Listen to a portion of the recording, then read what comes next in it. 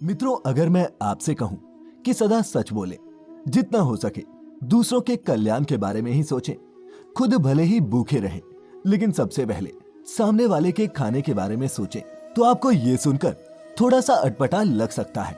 पर एक वक्त में लोग ऐसा जीवन भी जिया करते थे जिसे राम राज्य कहा जाता है।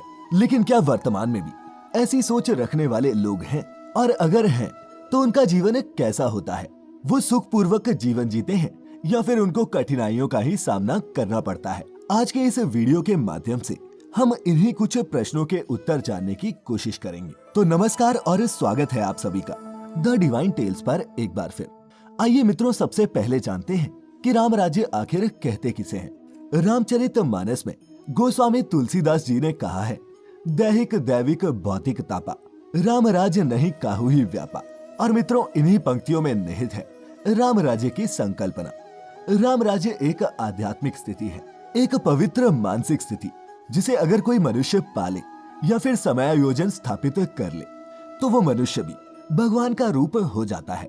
हर व्यक्ति के भीतर दया, क्षमा, शांति, करुणा, इंसानियत और मानवीयता का वास हो जाए, बस यहीं से राम राज्य की नींव पड़ जाती है। लेकिन आम जनमानस की बात करें तो वो राम राज्य को एक राजनीतिक स्थिति से जोड़कर देखते हैं, अर्थात एक ऐसी शासन व्यवस्था जहां प्रजा का हित सर्वोपरि होता है।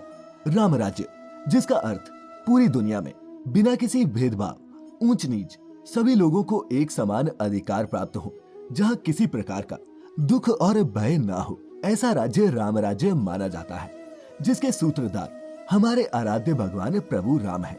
इसीलिए इनको मर्यादा पुरुषोत्तम भी कहा गया है, जो एक आदर्श पुत्र, पति, भाई और पिता की भूमिका में थे। हिंदू संस्कृति में भगवान राम द्वारा किया गया आदर्श शासन राम राज्य के नाम से प्रसिद्ध है। राम के राज्य में जनता हर तरह से सुखी और समृद्ध थी। लोकतांत्रिक मूल्यों की रक्षा के लिए सब कुछ दांव पर लगा दिया जाता था। आइए मित्रों, अब जानते हैं ऐसे कौन कौन से राजा थे जिन्होंने देश को एक सूत्र में बांधकर राम राज्य स्थापित किया। भगवान राम से पहले सतयुग में स्वयंभू मनु के पुत्रों ने राम राज्य की सर्वप्रथम स्थापना की थी। प्राचीन भारत के 9 खंड थे: इंद्रद्वीप, कसेरु, ताम्रपन्र, गभस्तिमान, नागद्वीप, सौम्य, गंधर्व और वारुण तथा ये समंदर से गिरा हुआ द्वीप उनमें 9वां है। इस संपूर्ण क्षेत्र को महान सम्राट भरत के पिता, पितामह और भरत के वंशों ने बसाया है।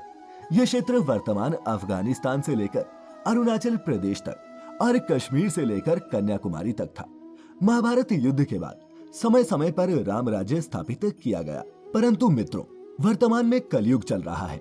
ऐसे वक्त में राम राज्य सिर्फ एक कल्पना बनकर रह गया है। इसीलिए आज के जमाने में भगवान राम के पथ पर चलना भी बहुत मुश्किल है। हर तरफ झूठ और बेईमानी है। ज्यादातर मनुष्य धर्म से दूर होते जा रहे हैं। इंसान के लिए दौलत ही सब कुछ हो गया है। मित्रों, आप आजकल खबरों में देखते सुनते होंगे कि किस तरह एक इंसान एक दूसरे इंसान का दुश्मन बन बैठा है। भागवत पुराण में कलयुग के बारे में विस्तार से उल्लेख भी किया गया है, जो इस प्रकार है। कलयुग का प्रभाव इतना तेज होगा कि सत्य, पवित्रता, क्षमा, दया आदि सद्गुणों में कमी आने लगेगी। इंसानों का शारीरिक बल और मानसिक बल लगातार कम होता जाएगा। लोग धर्म के मार्ग से विमुख होने लगेंगे। एकमात्र संपत्ति को ही मनुष्य के उत्तम जन, उचित व्यवहार तथा उत्तम गुणों का लक्षण माना जाएगा। कानून तथा न्याय मनुष्य के बल के अनुसार ही लागू होंगे। पुरुष और स्त्रियां सिर्फ शारीरिक आकर्षण की वजह से एक साथ रहेंगे। व्यापार में उसी को सफलता मिलेगी जिसे छल और कपट आता होगा। जिसकी जीवन शैली अधिक वैभवपूर्ण होगी, उसे ही सफल माना जाएगा, और ऐसा ना होने पर समाज में उसको कोई भी महत्व नहीं देगा। जो चिकनी चुपड़ी बातें बनाने में चतुर होगा, वही विद्वान माना जाएगा। निर्धन व्यक्ति की बड़ी दुर्दशा होगी, और जो भी अपने धन का प्रदर्शन और दिखावा करेगा, समाज में लोग उसी को सम्मान देंगे। विवाह रूपी बंधन में वो पवित्रता नहीं रह जाएगी जिसके लिए ये रिश्ता जाना जाता है। और इतना ही नहीं, समाज में विवाहेतर संबंध भी देखने को मिलेंगे। और मित्रों, इस कलयुग में भगवान राम के मार्ग पर क्यों नहीं चल सकते?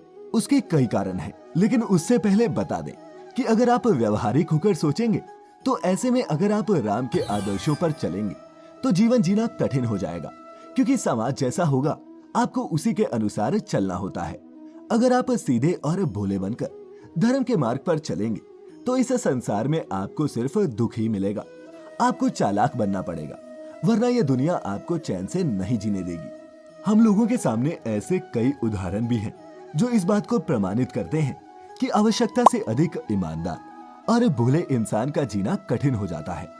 वर्तमान में भी अगर हम राम राज्य को राजनीतिक दृष्टि से देखें तो लगभग हर जगह शासक पहले अपने हितों को देख रहा है।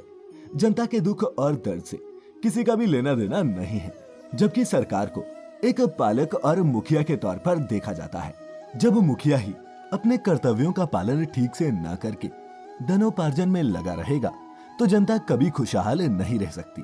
मित्रों, हमारा यहाँ कहने का ये आशय नहीं है कि आप दुष्ट, स्वार्थी और धूर्त बन जाइए। बस अगर सामने वाला बिना वजह आपको परेशान कर रहा है तो उसको उसी भाषा में जवाब देना होगा, क्योंकि ये सतयुग नहीं, द्वापर युग नहीं, बल्कि कलयुग है। उम्मीद करते हैं कि आपको हमारी आज की ये प्रस्तुति पसंद आई होगी। अगर वीडियो अच्छी लगी हो तो इसे लाइक करने के साथ साथ शेयर करना न भूलें और ऐसी सभी आध्यात्मिक और धार्मिक वीडियोस देखते रहने के लिए सब्सक्राइब करें हमें यूट्यूब पर, और फेसबुक पर देखने वाले सभी दर्शक लाइक कर ले हमारा नया Facebook page the divine tales Hindi. फिलहाल आज के लिए बस इतना ही। अब इजाजत दें। आपका बहुत बहुत शुक्रिया।